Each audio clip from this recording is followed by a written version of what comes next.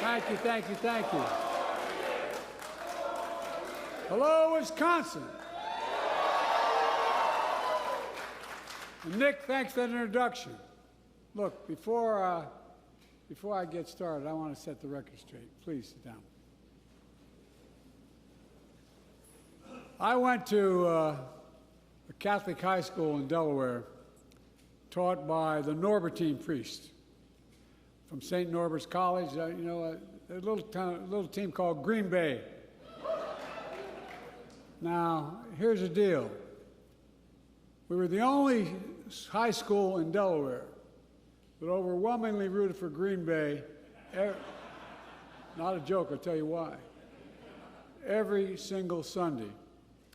Not only did they have great teams at the time, we still do, but not only that, my theology professor at the Catholic school I went to was a guy named Riley, last name, and he had been drafted by the Green Bay Packers, and he decided to become a priest before that, so he didn't go.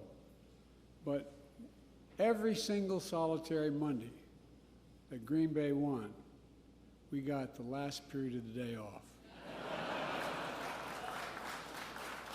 Now, we Catholics call that indirect bribery, but it worked. It's always great to be with one of the best governors in America, Tony Evers. Tony?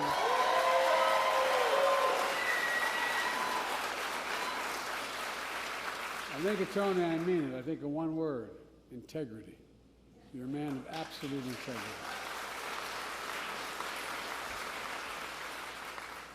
And what I'm really doing, I'm really auditioning for a job with a little company's going to build something out here. Thank you for the comments you made about what we're doing together. Well, look, while she couldn't be here, I want to thank one of the best U.S. senators in the United States of America, and a good friend of mine, Tammy Baldwin. I mean it. You also got a great mayor in Racine, Corey Mason.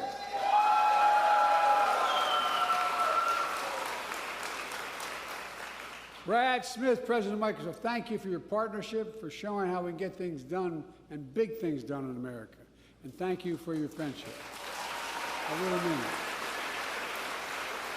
And Liz Schuller, President of LCI, thank you for all you do for the benefit of the American Union movement. I got called the most pro-union president in American history. I make no apologies for it. No. I'm serious. Middle class built America, but unions built the middle class. I've been saying that for a long time. Folks, I'm here to talk about a great comeback story in America.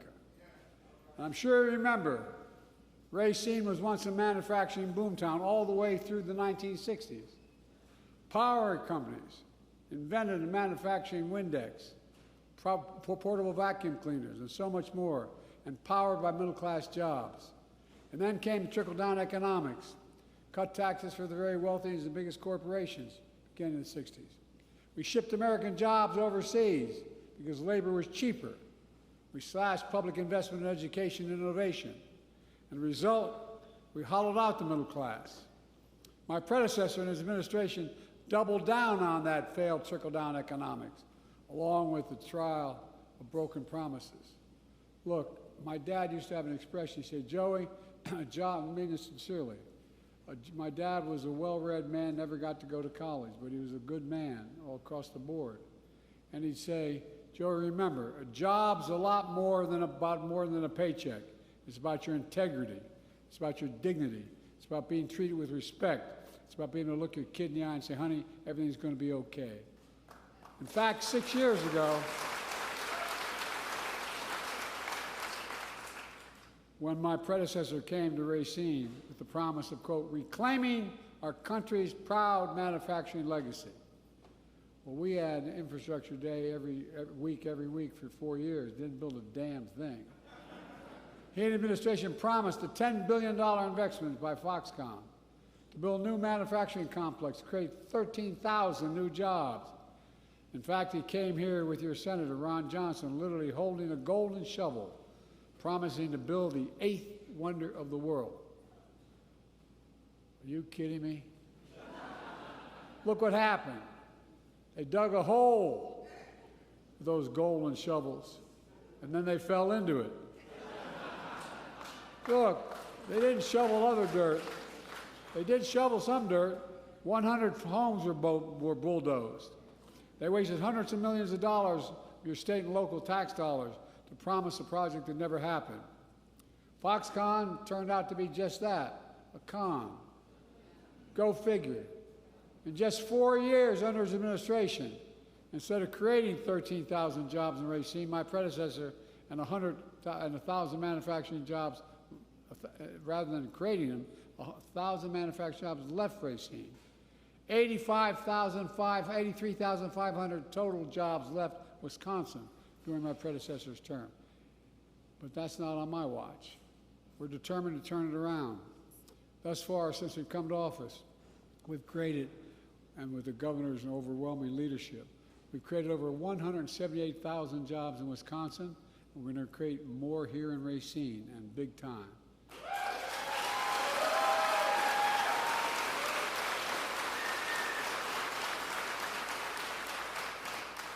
Some of my friends on the far right have criticized my Investing in America agenda, which includes my bipartisan infrastructure law, the CHIPS and Science Act, and the Inflation Reduction Act.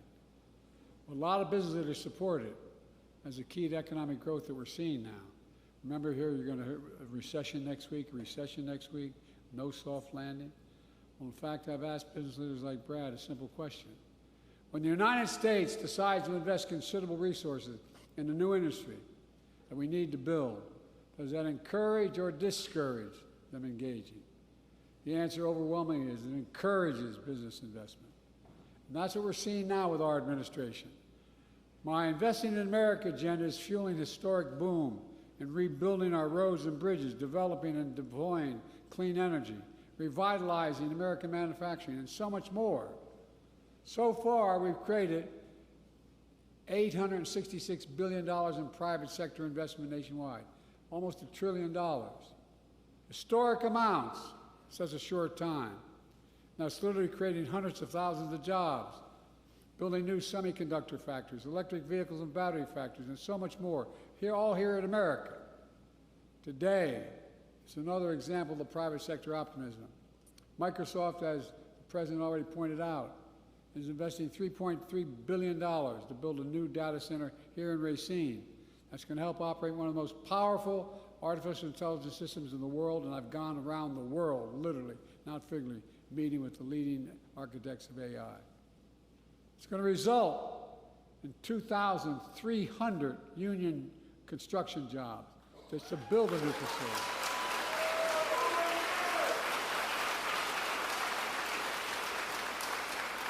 And 2,000 permanent workers to work in the data centers. In addition, we're also providing a pipeline to train these new jobs. A pipeline that starts right here at this very spot.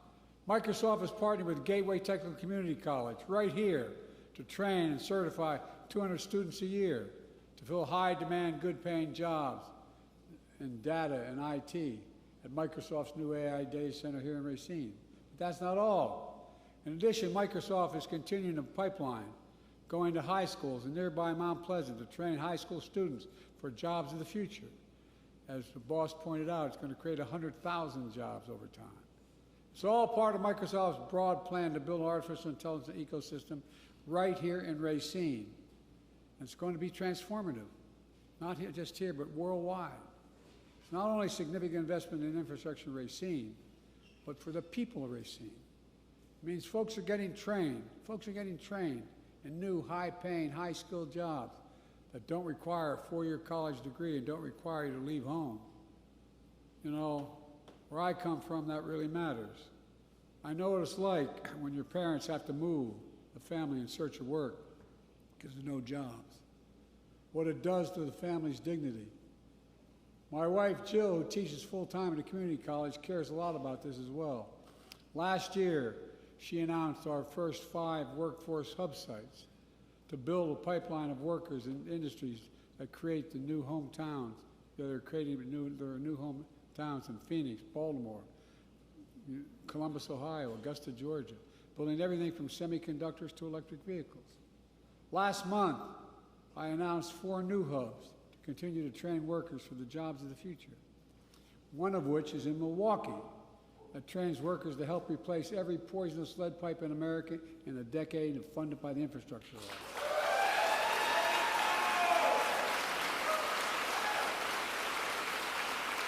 And by the way, Buy America has been the law of the land since the 30s, but it's been ignored by most administrations. Past administrations, including my predecessor, failed to buy America. Not anymore. Here's how it works.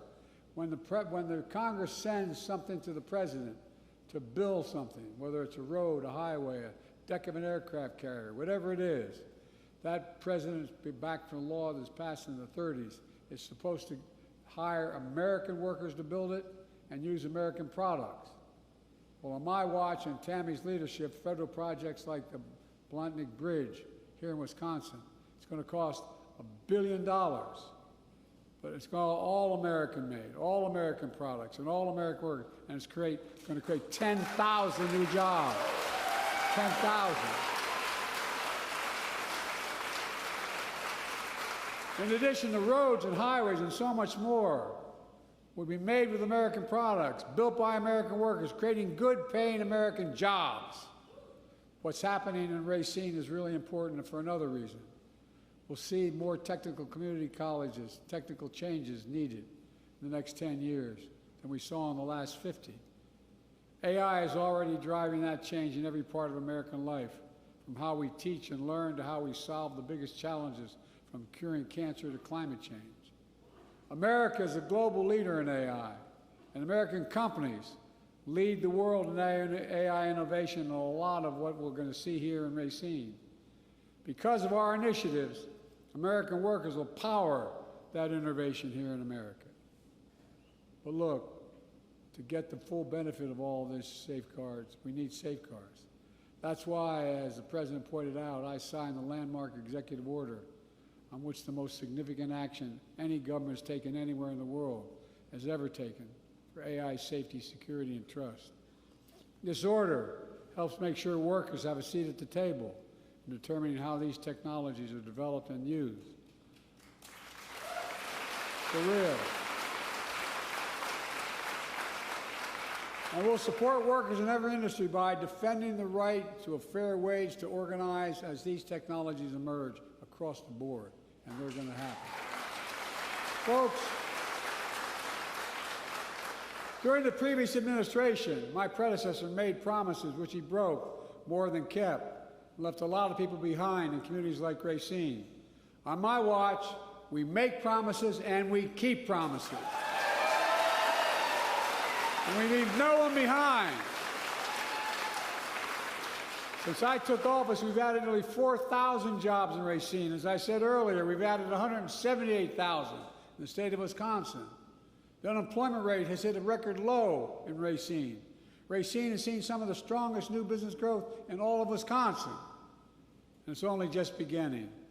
We're seeing a great American comeback story all across Wisconsin, and quite frankly, the entire country.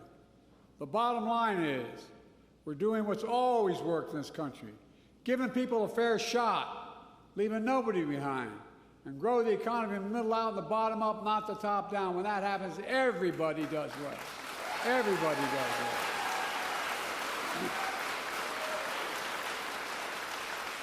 Let me close with this. When folks see a new factory being built here in Wisconsin, people going to work making a really good wage in their hometowns, I hope they feel the pride that I feel. Pride in their hometowns making a comeback. Pride in knowing we can get big things done in America still. And folks, I've never been more optimistic, and I've only been around a couple years, I know. I know I don't look it, but I'm on 40 plus 2 types. Wait a minute. But I've never been more, I swear to God, I've never been more optimistic about our future. We just have to remember who and else we are. We're the United States of America, and there's nothing beyond our capacity when we work together. Nothing, I mean that, nothing. The rest of the world looks to us. So keep it going. God bless you all, and may God protect our troops. Thank you, thank you, thank you.